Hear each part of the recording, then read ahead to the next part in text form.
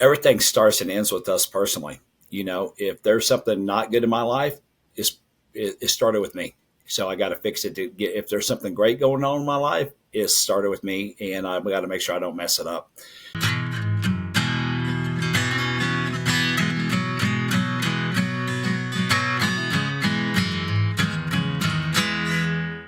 Hey, welcome to 10X Your Team with Cam and Otis. We're a father-son leadership podcast where we talk with other lifelong learners about making an impact and solving big problems. And, we were talking with Steve Ramona yesterday, Cam, and just reminded me when you were talking about resetting your camera. You know what? I need to ping him and find out what that kit was, the little travel podcast kit. That might be it sounds pretty cool. Yeah. Although I'm imagining a Pelican case that's 2 by 3 by, and I'm like, man, I don't want to lug that thing around. I mean, come on. Yeah, it gives you real nice podcasts. Also adds $80 to your baggage fees every time you're flying somewhere. But gosh, I was just joking about my cameras. There's too much of a gap right here. I'm gonna be standing up straight. I gotta make sure I'm good with this. Gotta keep myself centered. A good friend. My slouch up down here. Yeah. No slouching. Well, and that was what I was giving TK a hard time about. TK Klund joining us today. TK, how you doing, man? Doing great. Thanks for having me, guys. Yeah. So for those of you watching us in your pickup truck as you're driving down the I-35 in Texas, you're supposed to tell them not to do that. Tell them not to do that. Let me give you a little love. Yeah. Well, first off, don't be watching us. Listen to us. And when you come back home and you turn us on YouTube, you'll see that TK's got his softball shirt on, and he just blessed. He did his what the heck is that called? Because I ain't Catholic. I can't remember. The cross thing. Sign of the cross. Sign of the cross. Yeah, because I-35 in Texas. I mean, we got especially if you need that anyway. Just driving down I-35 when you're not watching the podcast. Good grief! When you're actually watching the road, you still need that. Yeah, I-35 ain't the highway that I grew up on when I used to run down to College Station back and forth to Fort Worth. It's there's a few more vehicles on there right now, wouldn't you say? Oh yeah. And the lifelong construction that's always taking place on 35 never ends. Yeah. Well, that's job security. That was what we. 100%. Yeah, 100%. Yeah. So TK, man, thanks for joining us. I wanted to. I was curious, Air Force, and then you went straight into entrepreneurship. You didn't play around, right?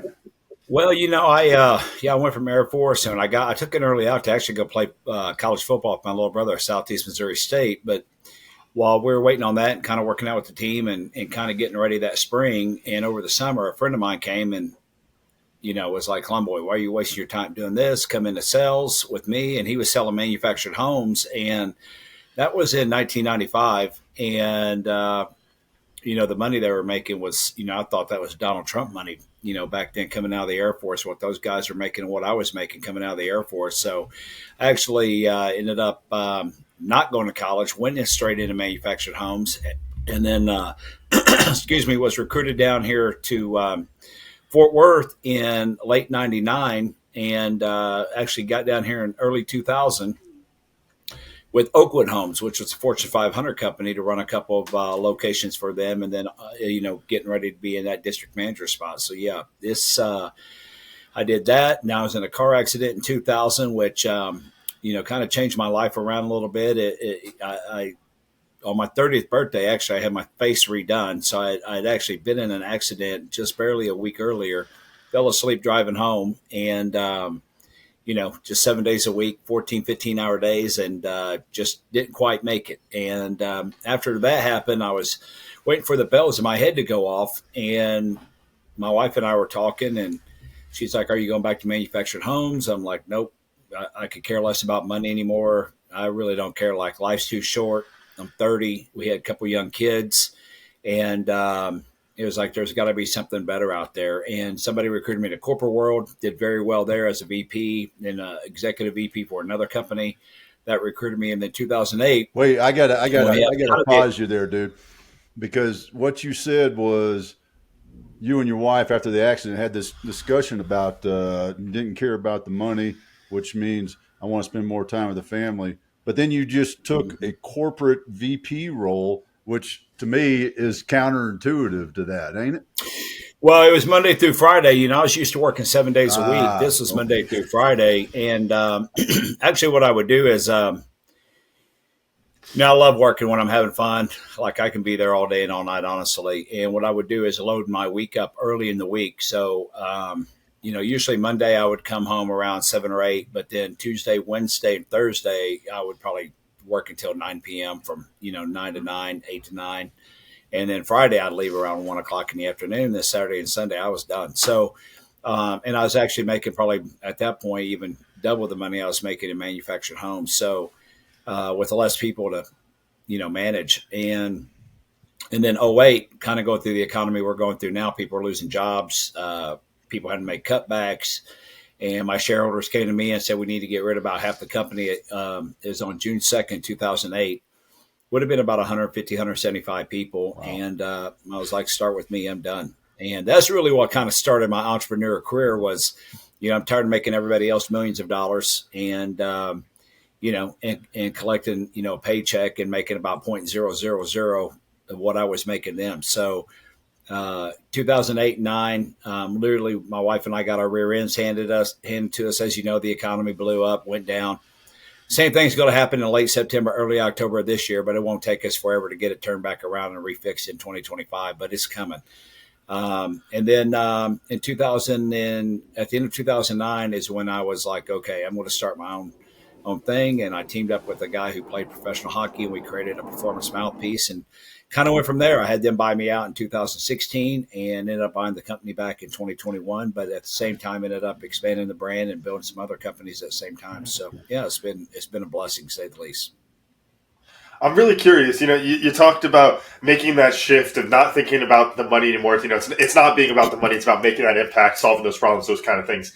How do you personally account for that? Because I think there's this really interesting thing with entrepreneurship where even if you are all about the impact, we still kind of measure ourselves by the dollar sign because I made $10 million impact or I did this and the business got this big. And even if you are focusing on the solving the problems, the measuring stick is kind of the money sometimes. How did you flip that mindset?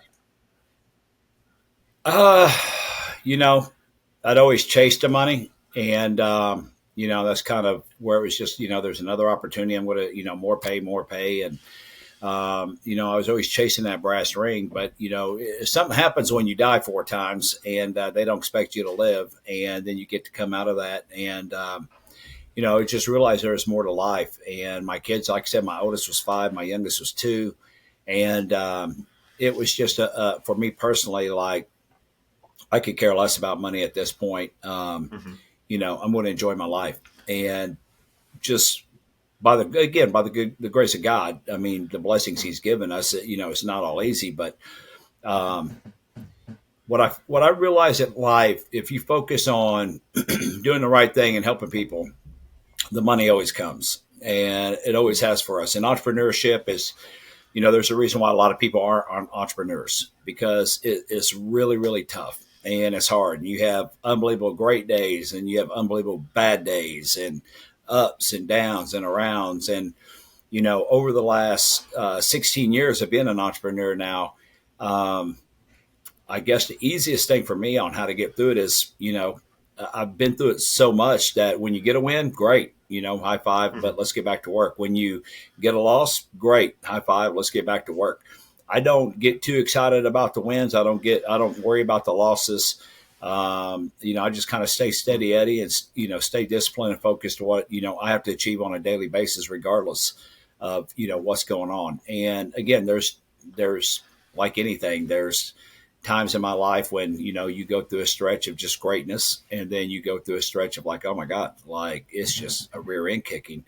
But, it still surprises my wife to this day that, for 16 years, we put, kids through private school, college, all the above, and, have been just fine. She's more of probably like a lot of men's wives out there. Like, I like the 2 week guaranteed. I know what you're making. I know what we're doing. And, so it's probably the biggest transition for me was her in understanding that, it's just the way it is when you're an entrepreneur, and I always feel like as an entrepreneur and in life general, you climb Everest, you think that's the mountain you got to get. And then you climb it and you achieve it. And then you get up to that and you go, wow, well, wait a minute, look, there's even higher peaks over there and there and there and there. But what do you got to do? You got to go back down Everest. Hopefully you survive going back down, cross over the valley, and then start inclining up the other mountain.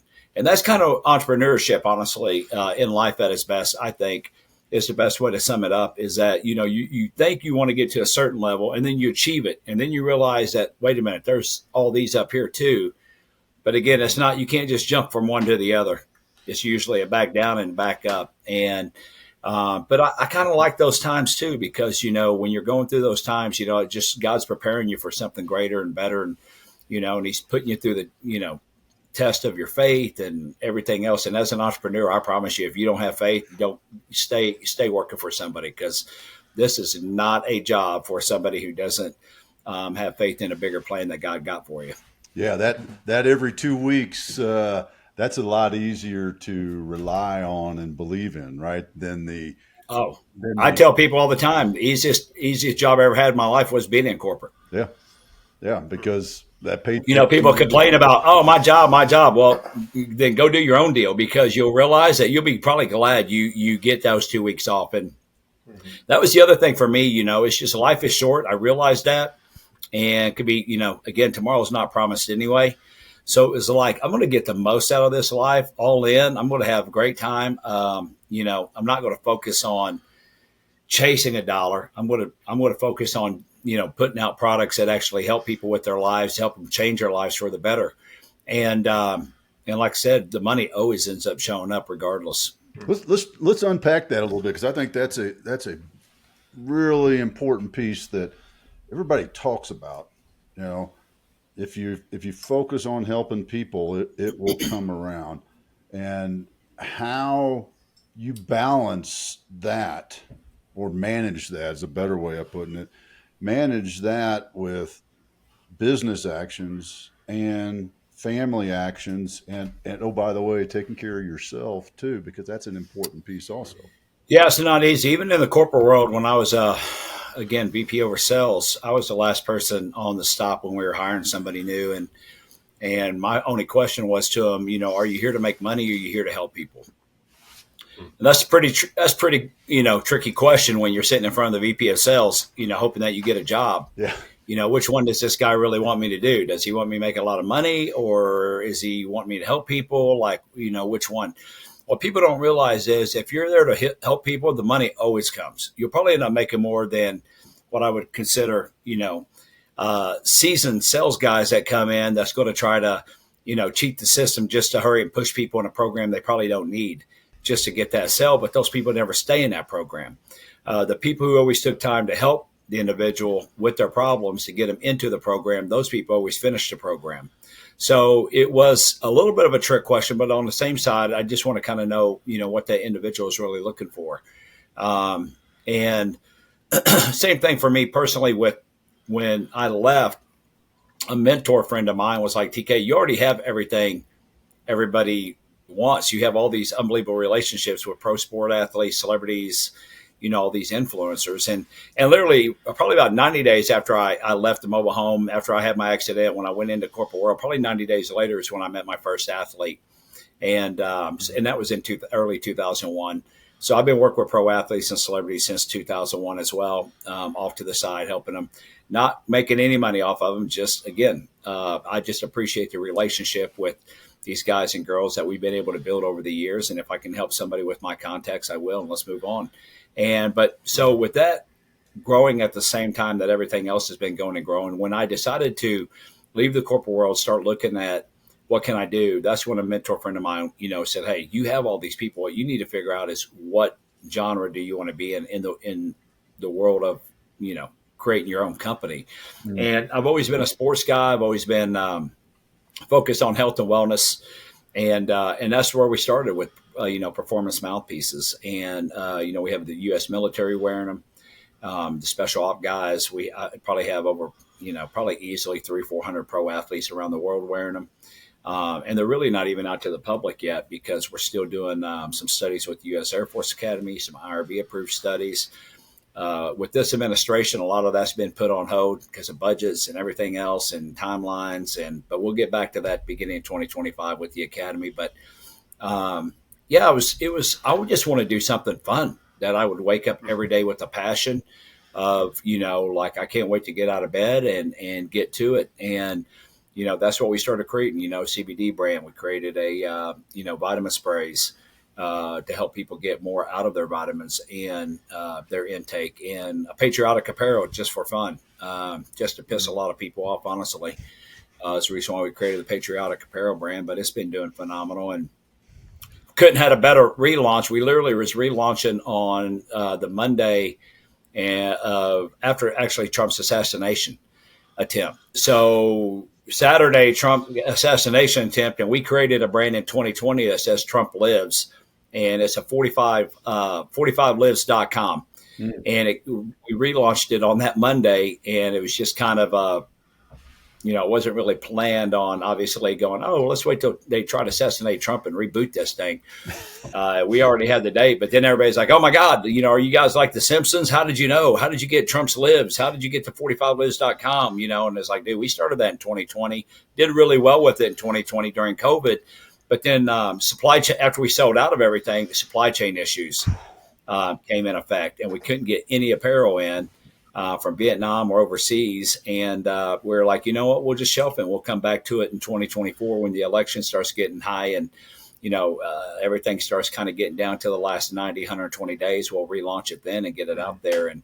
And so it was just, again, a blessing. Number one, President Trump survived. A blessing number two, that we already had it. And it was already rolling out on the Monday after. So, my thing is just in life, life is but a dream anyway, right? And it's kind of like, what else? What else can we do? I just don't feel like there's nothing I can achieve. I just feel like there's things that I haven't, really haven't really smacked me up beside my head yet to go, hey, let's go do this. And that's the other thing in entrepreneurship. You better be willing to take a lot of risk because you're going to have a lot.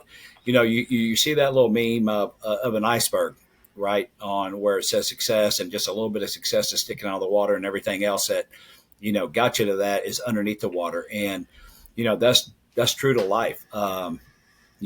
It's, again, Michael Jordan, you look at how many times he got beat, didn't make the play, got beat in the playoffs, didn't make it to the semifinals. And then all of a sudden he started winning championships, and everybody act like, Jordan just showed up and he was successful. And it's like, man, he took a beating before he even won that first championship. But once he won the first championship, the mindset was, now we expect to win because we've already done it once. And that's kind of where I am in my life. I expect it because I've already been there and done it. So I don't sit around and wait and go, well, maybe I can. No, I expect to win. And the other thing with my faith is, I wake up every day with great expectations. I still have the same God of Moses and Abraham and Isaac and King David and, and obviously Jesus. And, I'm going, why would my dad not take care of me as much as he'd take care of them? So I wake up every day with great expectations. And probably my biggest problem is just overloading myself just because there's, number one, distractions, opportunities, right? So I have to be very careful on and selective on what I do get involved with. I don't spread myself too thin. That's probably my biggest problem. I think there's an interesting thing, and I got to say the joke version of it first because it's just too funny to me. As we're going through talking about this, and the trying to serve people, doing the right thing, helping people versus making the money, and then it's like but I got this whole life out here. I got the wife, I got the kids on the way. I got all this stuff over here that I got to take care of. And it's like if I could just put my head down and keep going, it's like I know I would get there. But you kind of have this balance of like there is the real world around you. You have to keep the lights on, all that kind of stuff. I'd be curious, what your process was of trying to find that balance. Because the other kind of joke version of it I'm thinking is like, you weren't giving the mouth guards away for free. You're not just helping people, you are still building the business. And I think that middle ground is honestly, that's probably my other problem. We do give too much away for free. Because I do care. People will call me and go, "Hey, TK," and pro athletes don't pay for those products. Because people always give pro athletes stuff for free, and when all your friends are pro athletes, and most of it was R&D. Honestly, we did give a lot away to the military, to everybody. Probably I don't know. We probably gave our first couple of thousand away, just because we wanted to really test the product and see it, but. The biggest thing for me is something I've always learned. I've gone through a lot of adversity in my life, and but then when I look back, it's like birthing pains too, right? You feel like it's the end while you're in the middle of it, but then you look back and you go, it wasn't really that bad. And kind of like I've told my wife, she hates the phrase "don't worry about it." She'd be like, "Hey, we got to do X, Y, Z." It's like, "Don't worry about it." And And she it says, drives her "That's nuts. my job." She's like, "I am worried about it. Like, I need to know. Like, Yeah, what yes, are we sir. going to go? I don't know. Don't worry about it. It'd be okay." And that's kind of my thing is, I can take my energy that God's given me on a daily basis, and I can go focus on negative, or I can focus on positive.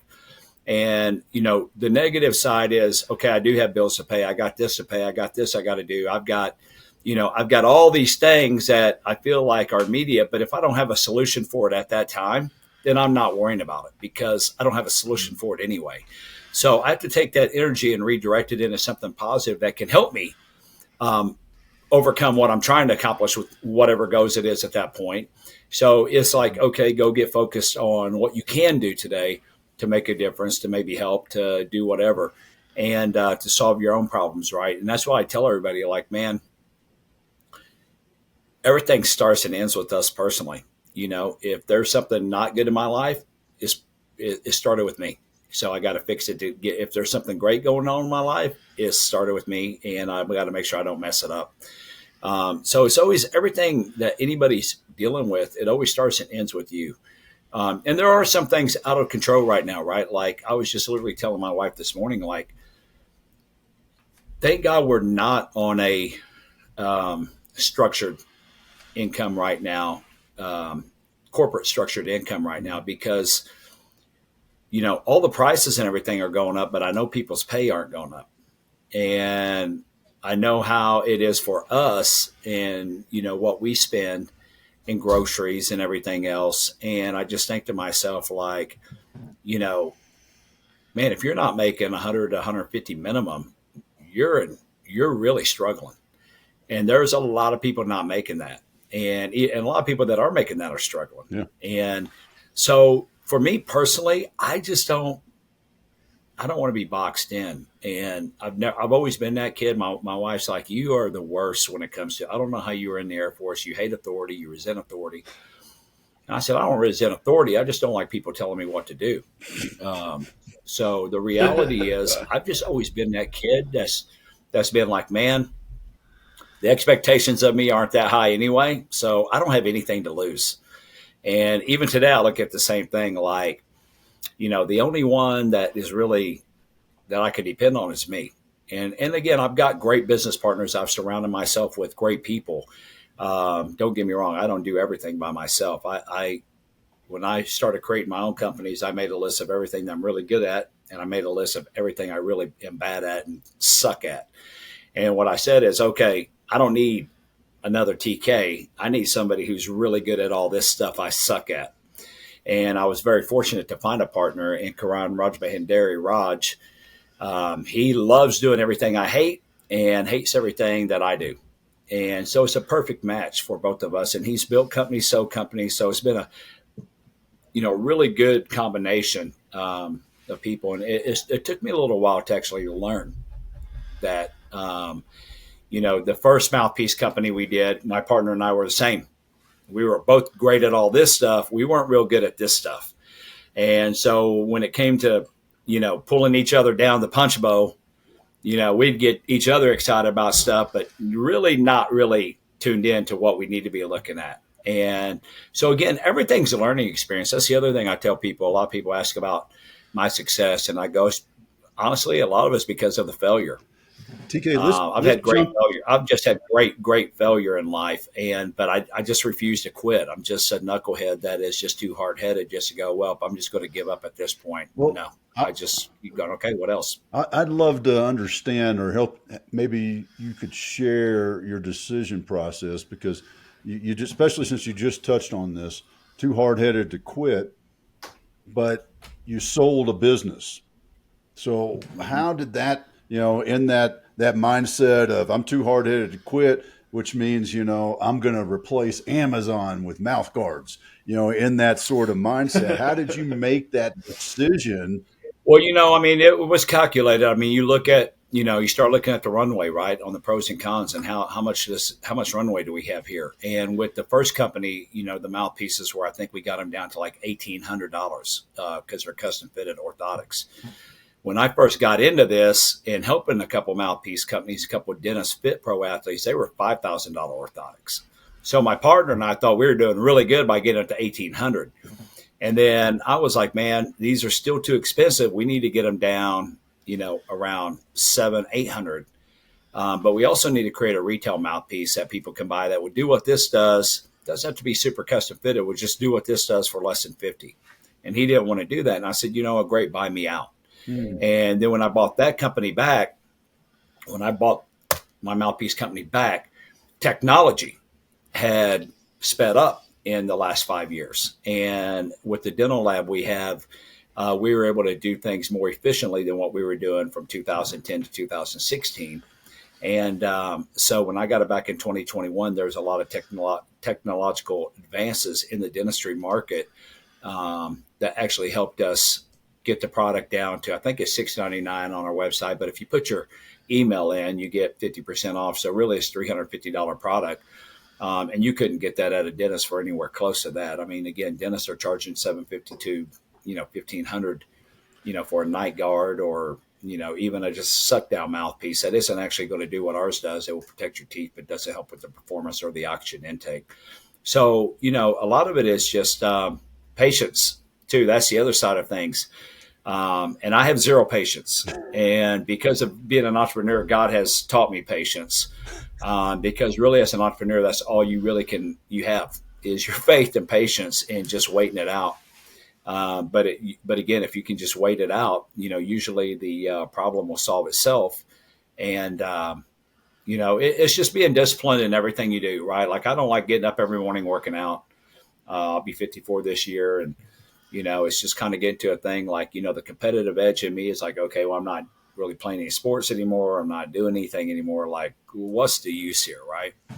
But the use is the competitiveness within myself to keep myself the best I can keep myself. And I say this after I ate like a whole thing of big jar of M&M's thing from Costco pretty much the last week. But again, I still definitely cheat on my diet, but, at the same time, it's like, it's just doing those small things every single day over and over and over and over and over is what is actually going to get you to the finish line. A lot of people don't want to put the work in, honestly. It's hard. It's, I tell people like success is difficult because it's a lot of hard work, a lot of discipline and a lot of sacrifice. And to really be successful in life, you have to have all those things. And a lot of people aren't willing to give it up. And that's, it brings me back to another thing that, I saw, I don't know, online, social media somewhere, a pastor was saying, if you ask God for something and God said, okay, I'm going to give it to you, but you're going to have to go through all this to get there. Most people be like, I'm out. I'm good. I don't want it. And that it couldn't be farther from the truth. It's perfect. It's spot on to the truth of what it is. And, when I talk to my pastor, my hometown pastor from when I grew up, we still talk all the time. I'll be like, man, just waiting on, like, I don't know what's going on with God here, why he's holding up. And then he always kind of chuckles, what'd you pray for? And then when I tell him, he's like, yeah, it takes a little bit more than just asking for God to help you with your electricity bill or find a job or, when you want to be a multi-billion-dollar brand, it's going to take a little while, and God's going to make sure that you're going to go through it and you're going to be ready for it, that he's not just going to give it to you. You got to earn it, right? And just like parents with our kids when they're growing up with chores, right? Like I want to buy you that toy, but I know if I just give you that toy, you're not going to appreciate it, right? Mm-hmm. So let's do some chores and you do the X and all, we'll go get that toy, right? God's the same way in our lives on what we do. You're like, you got to put the work in and show me you're willing to make the sacrifice. You're going to stay faithful. You're going to continue to believe while you're going through all these treacherous waters and times. But if you stay faithful and you continue to believe, I'll get you to the other side of the lake. And that's kind of where it is. But it's not easy. What's your process for recognizing when you need to, whether you probably wouldn't use the word patience, maybe stay determined rather than be patient might be a better way to phrase that one for you. But versus the pivot inside of the business of like, hey, this thing isn't quite working. Do I need to keep pushing on it, or is it time to make one of those pivots? What's your process there? There's a lot of things I look at, like our CBD brand. When CBD became legal in 2019, it was very hard to get a merchant account because Big Farm and, they didn't want CBD to be legalized. But we finally got one. We had it for 3.5 years. And then when the new administration came in, the big banks started coming and going, okay, we're not carrying a merchant account no more for CBD. And so, literally after 3 years, no issues, we get an email from our bank saying, hey, we love you guys, but basically we can no longer be your merchant account for this brand because it's an at-risk. That's the way they put it, right? And then we couldn't really find anybody. And, when my partner was in a little bit of a panic, like, oh, my God, we're going to lose this much money a month. I'm like, you know what? No big deal. Shelf it. We'll come back to it in 2025 when Trump comes back. He'll get all that fixed, turned around. I already know. So let's just shelf it. Let's don't spend no more time and energy. I think we spent probably 90 days. Everybody, oh, yeah, we'll get you approved. And, well, you're CBD. Dude, you knew that on the front end. Like, you just wasted a bunch of our time, and it was finally like, look, nobody's going to be able to do it. And, other people are like, well, say you're doing XYZ and, just running that. Nope, we're not going to lie. We'll wait. And sometimes it just comes to like, okay, just shelf it. We'll come back to it. We already have, the buyers, the database, the who, what, when, and where. We'll come back to it. And actually all of our buyers that I sent them to another veteran company. Again, he just does his merchant account a little bit different, but he's able to supply everybody with their CBD. And it was like, hey, we'll just send them to you guys for now. And if we decide to come back to it, we will. If not, there you go. We'll help you guys too with your brand. But it's always, but if we were only CBD, we'd be out of business. We'd been done. That's what I learned probably over my, career is, to be flexible and to have a lot of opportunities and different avenues you can go down. So when that went down, great, we'll pivot over to the sprays and put all of our focus on our sprays. And now the sprays are doing great. Now let's go ahead and get the apparel going again, because now it's just the time to start hitting the patriotic Trump live stuff. Let's go down that path. The mouthpieces, we haven't really brought them, if you know about them, you know about them. If you don't, you just don't. Most of my pro athletes do. I just had one of the female championship UFC champions hit me this morning telling me she needs another one. And that her other one's kind of getting worn down. And she asked if she can get another one. She has a fight October 5th. At the same time, she's telling us she can't come play in our celebrity game this year, obviously, because she got a fight October 5th. But, she's the world champ right now. And but again, we don't really market the mouthpiece because we can't scale right now to the extent of what we would if people really wanted them. And so we are looking at new technologies. There's a 3D technology where we can make them through a 3D machine. We can do about 10,000 of them a month. But the bigger thing with the 3D machine right now is we can't get the material really to match. You have an EVA and it's kind of a hard plastic, not the soft EVA the way we have it. And it's like, yeah, we're not ready for that then right now. So, and again, we want to get a lot of our studies and research things done before we come to market. And, and again, that requires a lot of patience too, because when you have a product that every single person that wears it loves it. Again, our special operation guys from 75th Ranger Regiment to Navy SEALs to MARSOC guys that are going, hey, this is one of the best products I've ever had. There's a market for it. But again, you just got to make sure that, all the pieces of the puzzle are ready to go before you go after it, I guess. So it does take a lot of patience and a lot of time to really sit back and look at things. But on the other side, part of the patience is knowing when to say when and not trying to drive that, square peg through the round hole just because I want it, because I want it sooner than what it's going to be. So you just have to kind of just really look at all the alternatives and, everything in the equation to see if it's going to work. Let's chat. Have you given up? Sorry, Dad, I got to follow up before you shift gears. Have you left any ideas? Because I think what I'm hearing from you is something that I joked about on the show, which is I still have this stack of ideas, and I'm like, ooh, one day. There's a ton of them that, if you look at the Verve business deck, there's a bunch of, to be determined when we're going to start rolling things out. That's the funnest thing for me is not, first of all, like a lot of people, the way you define success, a lot of people do it by bank accounts. And I don't. I define success on your quality of life. What's your quality of life? I know people that are billionaires that are unhappy and that are friends of mine. I laugh at them going, let me share some of that, stress with you. Give me like 500 million and I'll help burden it for you. Right. And they kind of start laughing. It's kind of like, man, what are you being? I can't tell you what I tell them, like really, like you're a crybaby, dude. You're worth $1 billion and you're like crying. Woe is me. Like if I had $1 billion, you'd be like, whatever happened to TK? Because I'm gone. I'm retired. I'm going to go enjoy my family. And that's what I do all this for is my family. But, again, tomorrow's not promised. Why would I waste it at a corporate job that will replace me the minute I'm gone? If I'm at a corporate job and I die tomorrow, they're like, oh man, we lost TK. Well, put the ad out, right? And somebody else is in my chair immediately. And I get it. That's how it works in the corporate world. So you know what? Why not take my own risk and do it on my own and get to where I need to be? But yeah, at the end of the day, it's just literally, how much can you stomach? Because it is a rear end kicking every single day. But again, I love the competition personally. I love the kind of competition against it. And, most people are expecting you to fail. And I guess that's kind of my Michael Jordan drive when you think everybody's kind of going, oh, he's got all these companies, but he's not worth X yet. And it's like, but again, I got these companies. So I would take that as a success of just having enough balls to step off the ledge and go, I'm doing it regardless. Mm-hmm. A lot of people won't take that risk. And I think there's so much, I think the biggest thing in this world that is probably the biggest disappointment is the talent that God gives us that goes unused because so many people won't take the chance and believe in themselves.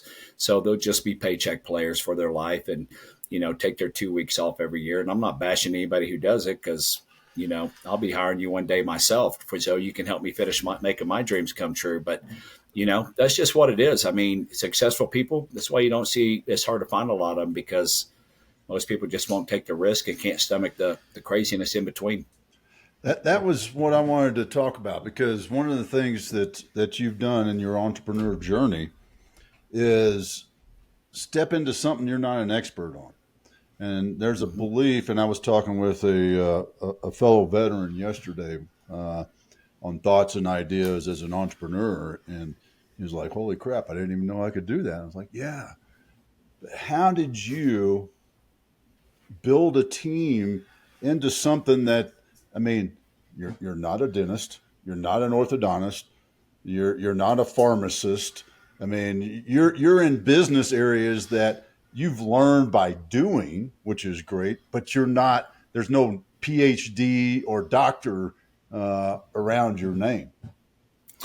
No, I actually grew up a street guy, and you know what? I learned early in life, honestly, because I was lazy growing up. I tell people all the time, if there wasn't for sports and girls, I'd probably dropped out of school in the 5th grade. Sports and girls is the only thing kept me in school. I didn't like studying. School was boring. I just didn't like it. And so I would cheat, honestly. Like, just give me your homework. I don't really care, like, who XYZ is. I'll just cheat. And I did. And then, but that's frowned upon. So a few times I did get caught cheating, it's frowned upon. So we're always told cheating is a bad thing, and cheating is, you're lesser than for cheating. But then you get in the real world, and then that's really how you become successful, is by cheating. Because, I don't need to figure out how this wheel works, how to make it, how it spins. Okay, it rolls. I get it. How do I get to that? Right. So what I did after the first company that I had buy me out is I started deep diving into, again, with the internet, with YouTube channels, with, all the exposure we have nowadays. I don't have to go to a library and read it. I can just watch it on what I want to watch. So I would just start, if there's something I want to do, who in that field has done it, who's the best at it, let me go see what they did, how they did it, and I'm going to copy them. And I'm going to mimic what they did to get to where I want to be. And so the reality is, what's frowned upon in school, and I get it, you kind of need to be there to learn on your own. I probably learned more out of school than I ever have in school, to be honest with you. And I think to a certain extent, the way our education system is, it puts you in a box. I had one semester of college while I was in the Air Force, made a 4.0. I was like, this is a freaking joke. It's wasting my time, and it's cutting into my softball time. So I'm out of this deal. And the only reason why I was going to go to Southeast Missouri State wasn't to study. It was to go play football with my little brother and all his buddies that I'd gotten to know. And he had just finished his sophomore year, I think, in college, and was had finished as an All-American safety. And so I was like, I'm just going to go have fun and, again, chase girls and play football. And my buddy was like, Klund boy, you're going to last one semester in school. You're going to be on a football team, but then you're going to get kicked out because you ain't going to put the work in. What got me putting work in is results. Results I could see, aka the bank account. And when I started selling manufactured homes, my first 6 months in manufactured homes in 95, I think I made $72,000. When I left the Air Force, I think I made $14,000 a year. And so the greed factor and also the patting on the back that you're the number one guy motivated me to even do more and better. And, everybody tells me, you're not going to be able to do this. And then you go, well, I'm going for it. And then end up you doing it. Right. And that just kind of, again, in my life, sometimes it's kind of really good to be the underdog because you really don't have a lot to lose. And, you can go for it a little bit more than the people who, put the work in and done things the correct way of, I was great in high school and I did great in college. And one guy changed my life in 2007. Two things changed my life. I'll make it quick for you guys. Number one, my accident. I was having a woe me moment in my hospital room with my mom before they redid my face. I still had to wait for the swelling to get down. And, and I just got off the phone with my regional VP. And, they're like, oh, don't worry about your job. We got you. We love you. Da, da, da, da. And I hung up the phone with him in the hospital room. And I told my mom, like, one of two things is going to happen. I'm going to get demoted because I can't do my job right now. I got to wait. I don't know when I'm going to be able to even, go do anything. I mean, at that point, I look like the dude from the Goonies, not the pretty ones either, Sloth, whatever his name was. So, so I was like, either I'm going to have to get relocated to be a district manager, or I'm going to have to go back to the lot level. And I don't want to go back to the lot. And my mom, of all people, she was sitting in her chair and she was reading one of her little romance novel paperback books. And she put it down and she said, I would think they would be more worried about losing you than you should be worried about losing them. Because I didn't realize how much money you were making, how well you were doing. So I think they should be probably more worried than you should be. And that was the first time really, right about 5 days before I turned 30 years old, that I realized, like, hey, wait a minute, I have value. And I'm pretty good. And then 2007, that was my mom. And then 2007, or because I'm just curious where that. Yeah, that's why it caught me off guard, because she was a lady who, started a job at 18, retired at 65, at the same desk, same typewriter, same everything, right? So she was one of the people that was always like, I can't believe you left that job. You're going to take this other. Oh my God, you're doing so good there. But she didn't see the upward climb. She was like, you got a good job. You should stay there forever. And I realized like, hey, nothing's forever in this corporate world. Or industries too. That's the other thing I learned in manufactured homes, because, at the end of right after I had my accident, manufactured homes were going downhill. It's very hard to buy a manufactured home, very hard to place a manufactured home. A lot of states were requiring that it had to be put on land. You couldn't put it in a park. I mean, just so many regulations, right? So, I knew that like, okay, this is probably a wrap anyway on the manufactured home side. And then in 2000, when I went in corporate America, I was in corporate America, but again, I was retail. I don't count corporate America. I was in on the last part. It wasn't retail. So it was a lot easier. But in 2007, the shareholders he actually worked for me. He was the vice president of customer service. And he's 55 years old. And I was 36 at the time. And I was executive VP, but I was over sales and then over everybody else. I mean, I honestly only answered to the shareholders and CEO, and most of the time just shareholders. But when they let him go, I was so infuriated that they let him go. And, he wasn't going out quietly. And I went in to calm him down. And this was in 2007. I was like mid 2007. And I was like, man, you're a stud. You're not going to have any. He's probably making 125 a year, 130. And I was like, you're a stud. He had his bachelor's, master's, all the above. And when I was trying to calm him down, he's like, listen to me. I have done every single thing in my life I've been told to do. I've graduated, taught my class in high school. I got a scholarship, went to college. I got my bachelor's. I got married, started having a family, get in the corporate world, went and finished my master's. I've checked every single box, TK, at this corporate level, and I'm out. What do I have to show for it?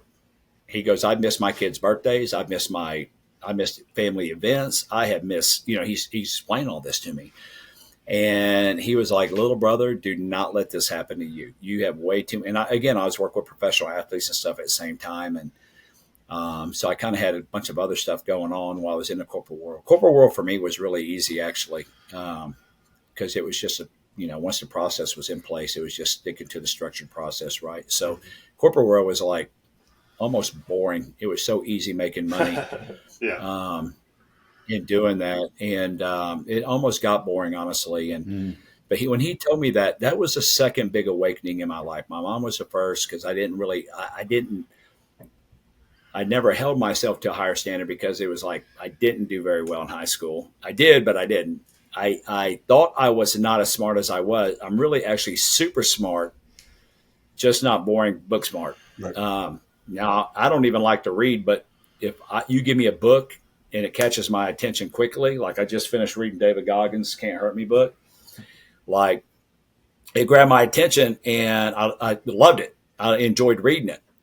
There's another book, Project 369, which deals in frequencies and manifestation and all the above. I love it. But you give me another book, I might be like, oh my God, I can't read this. And it's my attention span. So it just depends on me. But again, I learned between those two conversations that, wait a minute, I do have some value here, and I am kind of special. And I remember Big Brothers Big Sisters offered me a CEO position in LA, and I went out and interviewed for it in 2009 while I was still looking for something, because I couldn't find anything to save my life. And I was Big Brother of the Year here in Dallas in 2004, the Horizon Big Brother Year, 2 years and under Big Brother Year. But one of my buddies I became really good friends with was the CEO of DFW, then became CEO of the National.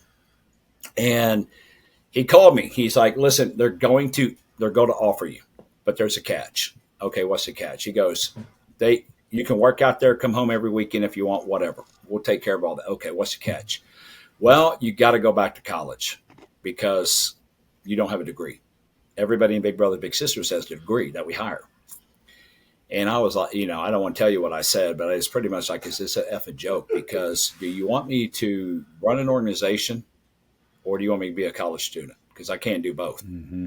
And I'm not about to lie. He's like, just tell them you're going to do it, take a class, and then just go be you. And I'm like, I'm not doing it. There's no way I'm doing it. And, my wife was going, they're going to pay you X, like you're doing it. And I was like, I'm not doing it because it's going to be not truthful. I could tell them what they want to hear, slide into that position and then not do it, but I'm not going to be that guy. I'm not doing it.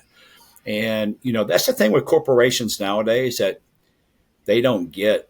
They miss so many good people out there because they think you got to check all the boxes.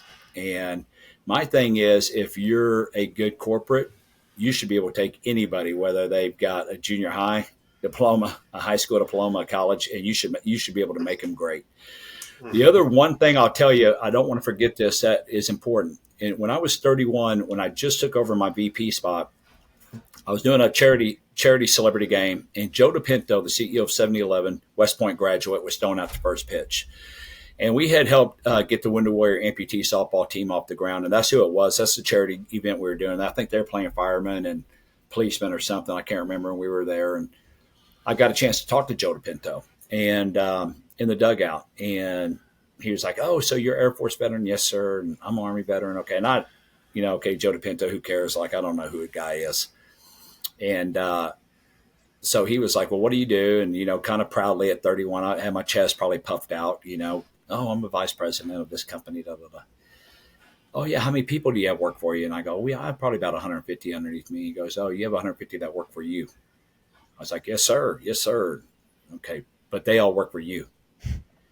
He kept on saying that, and I was like, probably about the third time I started going, what am I missing here? And I go, well, maybe they don't work for me, right? And Joey D was like, "Can I give you some advice?" And he goes, "Yeah." He goes, "Well, being the CEO of 7-Eleven," and then I'm like, "What?" Thinking to myself, "What?" He says, "Every day when I'm on my way to work, I have to figure out how I'm going to make 45,000 plus successful." He goes, they don't work for you. You work for those 150 people. Your job is every single day is how do I make these 150 people successful? That's your job." And he goes, the higher you go up the ladder, the harder it is because you have the top bearing down on you and you have the bottom bearing up on you. And the more you can help the bottom, the more the top's going to love you. And that was when all that kind of came into focus and pictured me like, oh, okay, so if I just make everybody below me successful and they're killing it, my numbers are going to be through the roof, which means my shareholders are going to love me. And that's exactly what happened. And but it's probably the best piece of advice because I think so many people, when they do get into a position of authority, a manager position, their mindset is, that these people work for me, and then they manage by the fear factor. Mm-hmm. You don't do your job, you're going to get fired, which they don't realize that is just counterintuitive on what you're actually trying to accomplish. And what you do is when your people know you're actually working for them and you're doing everything you can to make sure they're bringing home every penny they can, the loyalty builds in, and then, man, you have no turnover because everybody loves working for you, and everybody's putting out a lot of effort to help you win just as much as you're helping them. That's the thing people, I think, miss it, especially in the military too. Everybody has dealt with those, no offense to you, Colonel, those douchebag higher enlisted or officers that get in and go, oh, I'm this guy and I'm, da, da, da, da, da, and everybody hates them. Yeah. Behind their back, everybody hates them. And then you get the guys that come in, the colonels and the squadron commanders and your higher enlisted that do everything they can to help the lower enlisted and the lower officers as they come in and really mentor them and help them go and grow. And man, they're the best of the best. But it took Joe DePinto to tell me that, to really go, man, it really clicked with me. And I still feel like that today. Like, people are like, oh, you work for yourself. That's really cool. And I'm like, oh, it's actually really, really hard, but I don't work for myself. Every person out there and every single person out there that can buy our products, that's who I work for. Yeah. I actually work for those people. Oh, so wow. I have to make sure that every single product they buy from us is the best that it could be for their investment in that product, and they get a great ROI. Yeah, right. That is such a great way to wrap up for a leadership podcast with that lesson and reminder. That's so important that as the leader, your job, though people don't work for you, you work for them to help them be successful. And along with that, what I learned is, as a reminder, because that's the way I look at it, is that doing the right thing and helping people is what it all comes down to. So very simple and a great reminder for all of us to to always do that, do the right thing, and help people. Camden, how about you? Well, when things would get tough on me in the corporate world, and I'd go, well, at least I don't have 45,000 people I got to deal with, right? I've only got 150. So it would always make it a little bit better on my drive in, going, well, I've only got 150 I got to deal with. I don't have 45,000 like Joe DePinto does. And, all perspective. You know, I mean, he's such a stellar guy. And, it's always the perspective, right? I mean, again, when things are tough, you can focus on those, and you're probably not going to get very far. You go, you know what? I get it. Let me shelf it. I'll come back to it when I have a solution for it. Let me go take this energy and use it for something good today and something positive, and stay in that mindset. Because, again, a lot of times, even through the manifestation, everything's energy and frequencies and vibrations. Mm-hmm. And, when you're positive and you have a high energy frequency going on, great things just attract to you. Yeah. But it's just the opposite of when you have a high frequency of negative going on. It's like the cloud never leaves it's always raining on you. And there's probably people like that is always having their whole life is just, I got this. You talk to somebody. How the hell you get in that position? We all have the right? We all have the like, give me something positive. I don't want to hear the we all have the Like, I could sit here and complain on 100 things that, probably is not perfect for me right now. But that's the reality. That's life. It's not going to be perfect. Nothing is. So you just make the best of it, what you got, and you enjoy your day that God's given you. And, and I tell people this too. One last thing. This is another really, as you guys see, I cheat. I just listen to people. People give me good things. I just suck it in, and I use those things. A veteran friend of mine called me probably about 2 years ago, and he's the guy that has a cloud always over his head. Right? He's that guy. He calls me and, he tells me his problems, but at the same time, he starts giving me the solutions to his problems, if that makes sense. So really all I need to do is just listen and go, yep. But what he hit me with at the very end, he goes, TK, I guess at the end of the day, I just need to thank God for the day I have. And I probably need to just focus on, from the time I open my eyes to the time I close my eyes, enjoying today. And not worrying about tomorrow. Because where he was getting off track is he's worried about everything. He's worried about tomorrow, next week, a month, 6 months. And what he's doing by doing that, he's missing today. Yep. And then I started thinking about how much of today do I lose because my focus is on tomorrow, next day, a week from now, a month from now, whatever. And I get it. We all have goals. We all have deadlines. We have things we have to accomplish. But you're not going to accomplish tomorrow's goals today. You're not going to get a month from now today. But if you focus on today, from the time you open your eyes to the time you close your eyes, and you put all your energy, all your positive and good energy in those 18 hours that you're awake, however long it is, and then you go to sleep, and you do that every single day when you wake up, all of a sudden things are going to just start falling in place. And that really has happened for me personally, because it's just like all of a sudden, all the craziness and all the stuff in between my ears that I couldn't control, these thoughts of worrying about X, Y, Z, I have no control over. Once I got those out of my head and focus on today, on what am I doing now, what I got to do here in an hour. Okay, we're focusing and enjoying today. Man, it's been so much more simplistic. And again, I figured that out at 52, and I'm just almost mad at myself like that somebody didn't tell me that back when I was in high school. Right. Yeah. So when I go back and talk to my high school football team every year, we have that conversation, right? Yeah. Like, yes, you got a game Friday or tomorrow night, but you don't need to focus from here to there. Yeah. Right. That needs all your energy, all your everything goes into that. From the time you open your eyes to the time you close your eyes, do that daily, stay on track, and you'll be just fine. Awesome. Camden, what'd you learn? Yeah, for me, and TK kind of reiterated it there, but the idea of just shelf it, whether it's the business idea that it's like, hey, maybe I'll get back to that, maybe the time will be right and I'll see the opportunity, or in other aspects of life, we've joked about it on just about every show. I'm looking out here at my shed, Dad, and I remember last night having a conversation with Miss Jessica about some baby thing, and I was going, and I was like, sweetheart, I'm going to dive all in this in 2 months when I'm done with the shed and I'm done with this and I'm done. And it's like, hey, we got time. I'm putting that there. We're going to shelf that for a little bit. And when time comes, I'm going to dive all in and I'm going to be 100% into that. But it's like right now, I got this to do. I got this to do. And so just whether it's business or in life, just recognizing when you need to do things, I think is so important, and not being scared to put things on the shelf for a little bit and making sure you get back to that shelf, I think is a big key there too. Yeah. Awesome. TK, man, how about you? What'd you learn? Well, from Camden, I learned actually learned before Camden. Obviously, I'm a little bit older in Camden. I like to. My wife's name is Jessica too. I usually put her to dos right at the front of my list because when she has something, I usually knock it right out because I can't keep continuing with when are you getting to this. So she's kind of, I don't know if she's Jedi mind tricked me into that now or the deal, because now she's like, hey, babe, can you get this done for me? And I'll literally go, stop everything right now. Let me go get this done. So I don't have to worry about it. I don't have to deal with it. And she don't have to keep coming up on me on it. Let me get it off my plate so I can actually focus on what I need to do. Right. So I'm just a little bit opposite of that, but I had to learn the hard way with that too. But the biggest thing is, I take away what we've already talked about. Everything in life is not about what you know, it's about who you know. Mm-hmm.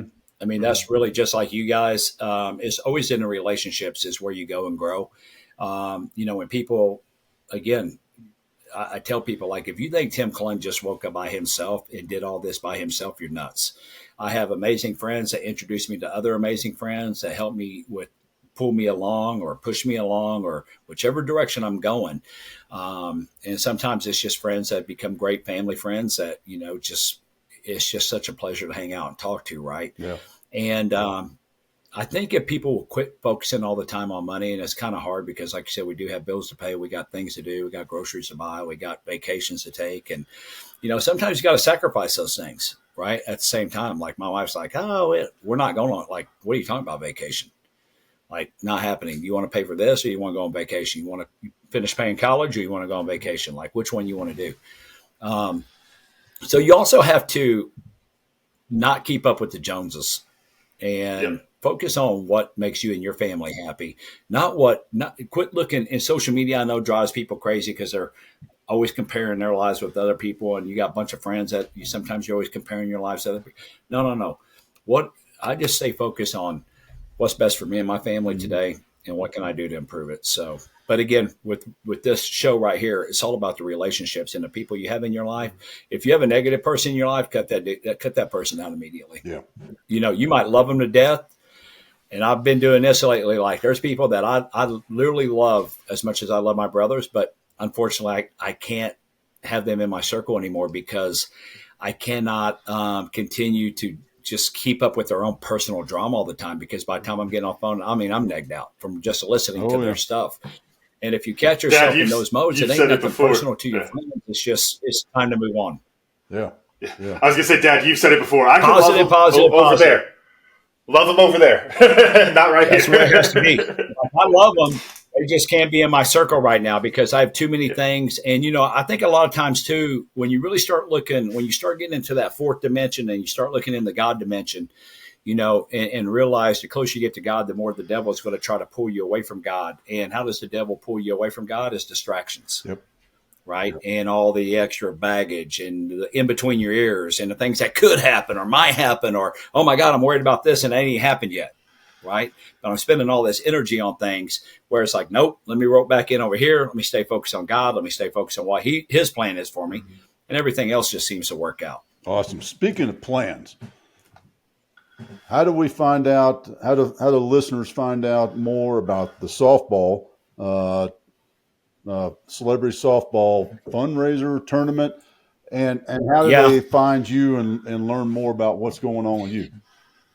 Yeah, it's easy. Usually you can find me on any social network it's the @ Klund09, KLUND09. That's usually from Facebook. Timothy Klund, Tim Klund, TK. I usually have a TK by my name.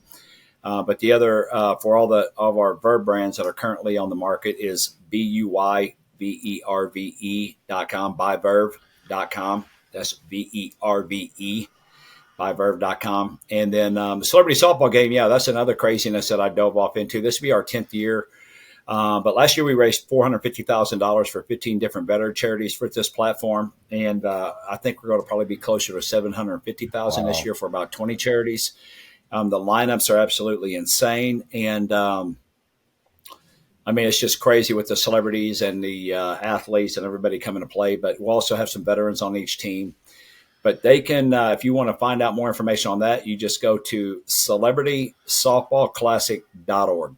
or .com, either one, celebritysoftballclassic.org, celebritysoftballclassic.com. For every $1,000 that's donated, we donate out 200 free tickets to different veteran charities, Big Brothers Big Sisters, Boys and Girls Club. So $1,000, if I were to spend $1,000 personally, it would buy 100 tickets. So we're basically just doubling what $1,000 donation would do, right? So, but it's always fun to give people an opportunity to come and enjoy and mix and mingle and get some autographs, especially the little kids. And we do a lot with Special Olympics and, again, Big Brothers Big Sisters, Boys and Girls Club, and Miracle League. And that's really what the whole weekend about with Celebrity Game is, just everybody coming and enjoying, expanding their brand and pulling their resources to do some good. So it's really, honestly, an absolute pain in my ass to do it every year. But it really is like birthing pains. It's just, oh my God, I can't wait till this thing get over with. And then you get to the weekend and you get to see everybody. And I've got guys I got my first roommate when I was 18 in the Philippines who actually taught me how to play softball. He was like, look, you're a really good athlete. You don't understand this game. I'm like, dude, softball. Like, it's no different baseball. Now, there's actually a science behind this game. If you listen to me and you pay attention, I can help you make the base team. Then you get to travel the Pacific. Then you get to have more fun. And so he actually comes and plays in it. And I have some of my other guys that played all Air Force softball with to come in. It's just a big family reunion is really what this weekend's turned into. Not just for me, but all the celebrities too that keep coming back. So awesome. CelebritySoftballClassic.com. Awesome. And Miss Suzanne and I will be there. So we're looking forward. Yes, I can't wait to see you guys. Yeah, it'll be a good time. Yeah, it will be. I appreciate you guys having me on your show, as always, and it's always great talking to you guys, and absolutely love you, and thank you guys for all you do. Hey, man, great having you. We really appreciate it. Camden, run us out. Yes, sir. Thank you, guys. Thank you all for listening. Camden, go get that baby room done. Yes, sir. Thank you all for listening to today's episode of 10X Your Team with Cam Otis, and a special thanks to our guest, Timothy Klund, for joining us today. TK, for joining us today. Remember, you can watch full episodes of the show on YouTube at 10X Your Team. And if you enjoyed today's episode, please make sure to pass it along to other lifelong learners in your tribe so that they can enjoy it too. Follow us on Facebook, Instagram, and LinkedIn. As always, the full archive of episodes available at www.10xyourteam.net. Thanks again, and we'll see y'all next time.